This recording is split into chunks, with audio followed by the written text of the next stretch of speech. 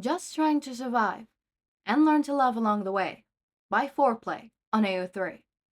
Episode 55, Chapter 50 of Meetings and a Betrayal. Shouta is not happy that they have to leave Izuku at the hospital for a teacher's meeting. Under normal circumstances, he would have just skipped and asked Hizashi to take notes, but this meeting will be anything but normal. For all he knows, the school could be shutting down. So they leave Izuku in the capable hands of a few of Tsukuichi's most loyal officers and head over to the school. They are the last teachers to arrive, so once they take their usual seats, Nezu clears his throat. Now, I'm sure all of you have heard what happened at the training camp and are curious about the repercussions this incident will have on the school. The pros all nod their agreement. Well, very fortunate that UA gets to stay open. Well, that's a surprise. From what Shouta saw, the media was practically begging the Hero Commission to shut them down for good. I had several lengthy meetings with poor Satoru's parents, and they decided not to take legal action. How the hell did Nezu convince them not to? Why not? Shouta knows that interrupting Nezu is never a good idea, but he decided to risk it just this once. I told them Kirishima's account on what happened in the classroom, about how Satoru heroically defended his classmates. That can't be it. His parents had been completely heartbroken when he met them. That and the Hero Commission is buying their silence. Of course, that's it. The Hero Commission will do anything to keep this under control.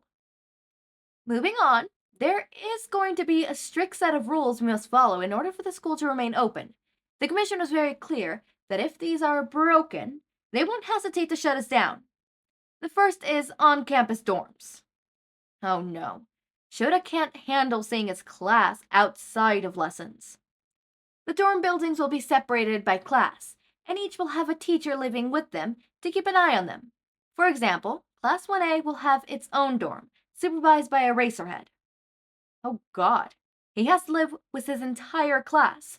Shouta will reluctantly admit that he's fond of his class, but dealing with them all day, every day is going to be a nightmare. Once the students have arrived on school grounds, they will not be permitted to leave unless it's pre-approved events. What about emergencies, if something happened to a family member? Hizashi speaks up beside him. Those will be dealt with on a case-by-case basis, and the student must be escorted by one of us. These kids are going to be absolutely miserable. Not being able to leave the school means they won't be able to see their families, unless Nezu allows on-campus visits. Parents will not be permitted on campus, unless there's emergency, and they will be escorted by a teacher every second that they're here. Well, that answers that question. Isn't that a little restrictive? The students are bound to feel trapped and homesick. Midnight pipes in. From the looks on a lot of their co-workers' faces, they feel the same way. Unfortunately, restriction is our only option until the League of Villains is caught. Possibly longer. Who knows how long that will take? Even after they're caught, the dorms will be a permanent thing. Our gates will remain shut, and only members of staff will be able to open them. Cementos has already started construction on the dorm, so they should be ready for move-in in a few days. I need all homeroom teachers to talk to the students' parents about the dorms. We don't have many options, so if they don't want their kids in the dorms, they will have to pull them out of UA. So visiting the parents is more of a courtesy than asking for permission. I know it's a lot, but these restrictions are for the safety of the students and of our school. It is a lot. Shouta has no doubt that a few of his students will act out with these precautions. It may make them feel worse rather than better like it should. Now, during my discussions with the Hero Commission, they agreed to move around patrols in the area. You guys will still be permitted to patrol, but only when another pro is available to watch your kids.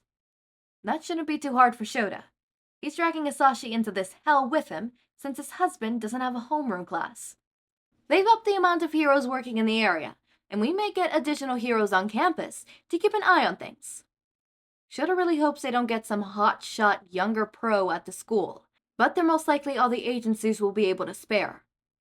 I've discussed these measures with the principal of other hero schools, so they can consider adding extra protection as well. The League seems to have a fixation on the destruction of All Might, And with him on an indefinite leave, I'm afraid they may turn their focus elsewhere. That's a relief, yet not at the same time. Hopefully his class will stop being targeted, but he doesn't want other schools to suffer as well. As I've had a few parents contact me about pulling their kids, I also asked the other schools if they were willing to accept transfer student. A few of them agreed, so if any of your students' parents express the desire, you can bring it up. Shouta hopes that none of his students are leaving the hero course. They all have excellent potential. However, a fair amount of them went through some traumatic thing. A few of them were nearly killed. He can't help but to shoulder a bit at the blame. He wouldn't put it past some of the parents to blame him for letting their kids be in danger like that. It'll be no surprise if they no longer trusted him with their kids and chose to pull them out from UA instead. How about how the students feel? My class and Vlad's class went through something pretty traumatic, so it's no surprise that some of them want out. Shouta felt a little uncertain as he speaks. Hound Dog will be performing mandatory evaluations on both Class 1A and 1B. If he deems it necessary, students will have required counseling sessions until further notice. That's a lot better than Shouta expected. Back in his days as a student, they wouldn't have been an option. At least UA has somewhat improved. Now, we must move on to a more serious matter. A more serious matter? How much more serious could this get? Nezu raises his voice before Shouta can ask him anything. You may enter now. The door opens loudly, and Tsukauchi walks in, shutting the door behind him. He pulls up a chair next to Nezu and gives the room a wan smile that doesn't reach his eyes. Shouta has an inkling on why Tsukauchi is here. He is the leader of the task force created to stop the League of Villains, so obviously it has something to do with them. It must be how they found the camp. Only a few of the teachers knew of the location, and all of them are trusted pro-heroes. None of them could have leaked the information. Now, I'm sure you're all wondering why I called Detective Tsukauchi here. It has to do with how the League of Villains found the location of the training camp. Tsukauchi clears his throat as all eyes turn to him. There's obviously no way one of you pro-heroes leaked the location. No one is beyond suspicion, but we've performed the necessary background checks, and I've spoke to all relative heroes. Even without Tsukuichi's lie detector quirk, Shouta could have told everyone else that. All these teachers are trusted comrades he's known for years. Some of them since his own high school days. None of them would dare sell anyone out. Not unless they wanted to deal with the rest of the staff. Because of this, there's only one option left. Shouta really hopes that this isn't going where he thinks it may be. None of the students knew where they were heading beforehand, so there's no chance that they offhandedly mentioned it to their families, who in turn let it slip to the League. This means one of the students from Class 1A or 1B told the League on purpose. Tsukauchi is frowning now, sending him and Hizashi a sympathetic look at the implication. Oh shit! This is exactly what he's been hoping against. One of their students betrayed them and got his son kidnapped. It could have been one of the students that he's so reluctantly fond of. Shouta doesn't want to believe that it's one of his kids, but anything is possible. I'm sure you've all guessed by now, but there is a traitor amongst them. Nezu voices what Shouta thinks is an obvious conclusion to what Tsukauchi said. I'm planning on accompanying Eraserhead and Black King to their dorm notifications so they cannot fall on the same day. This is the simplest way for me to interview all your students without alerting the world of the situation at hand. A solid plan.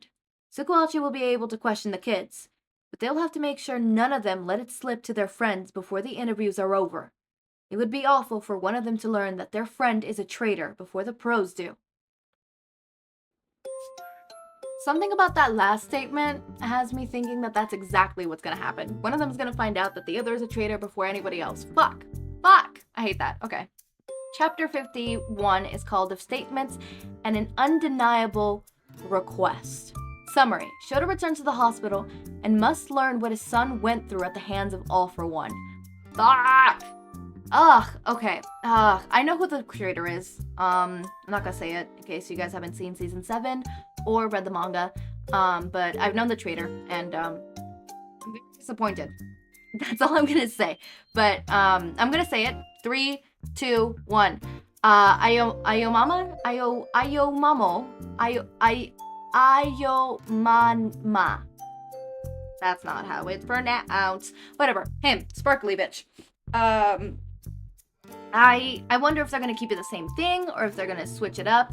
Hopefully not. Hopefully it stays the same, but yeah. I love voicing Nesu. I also like how we got a little explanation to the dorm system and stuff like that, where it was, yeah, no, this was something that's forced upon them. And the restrictions seem a lot more harsh. Like in the anime, it kind of just brushes over it and then it never touches upon it again. Like we never really find out how harsh the conditions are, or like really get to set in the fact that, oh shit, you know, this would be hell, especially for kids who just went through a traumatic event and would need their support system that consists of friends and family, right? But this one really hits it hard. So I think Foreplay, you did a great job at hitting hard in this one. It really implements the whole, hey, this is an extreme thing for an extreme reality, unfortunately. I really hope they catch the traitor. Love you, Ayomama, but at the same time, get caught, bitch. Get caught. Okay, get caught. It's best. Just let it go. Let it go, babes. Let it go. Let it go. All right, but that's all I have to say. Not much to say. Just a little worried. I'm worried that one of the kids is gonna find out about the traitor thing, specifically who the traitor is, before everybody else finds out. Before the pros find out.